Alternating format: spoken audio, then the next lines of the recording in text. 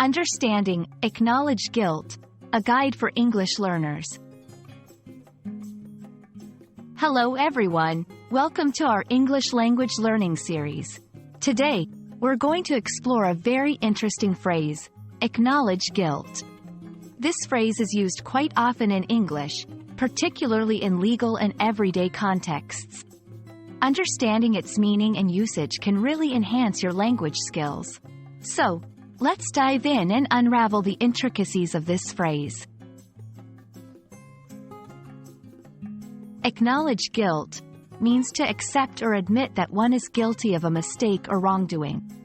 It's a formal way of expressing that someone recognizes their fault in a situation. This phrase is often used in legal settings, but it's also common in everyday language. For example, in a court of law, a person might acknowledge their guilt by admitting to a crime. Similarly, in everyday life, one might acknowledge guilt by admitting they were wrong in an argument. Let's break down the phrase. 1. Acknowledge. This verb means to accept, admit, or recognize something as true. 2. Guilt. Guilt is a noun that refers to the responsibility for a mistake or wrongdoing. When combined, these words form a phrase that means admitting responsibility for something wrong that one has done.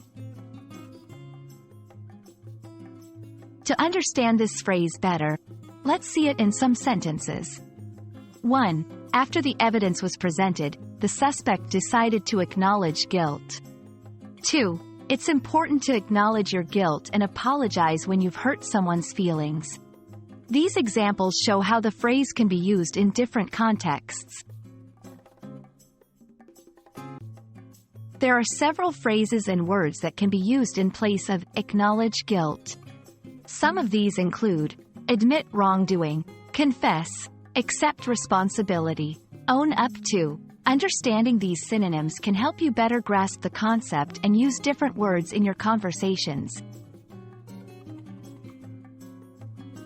And that's a wrap on acknowledge guilt. Remember, acknowledging guilt means admitting responsibility for a mistake or wrongdoing. It's a useful phrase both in legal contexts and in everyday life. We hope this video has been helpful in enhancing your understanding of this interesting English phrase. Keep practicing, and see you in our next video.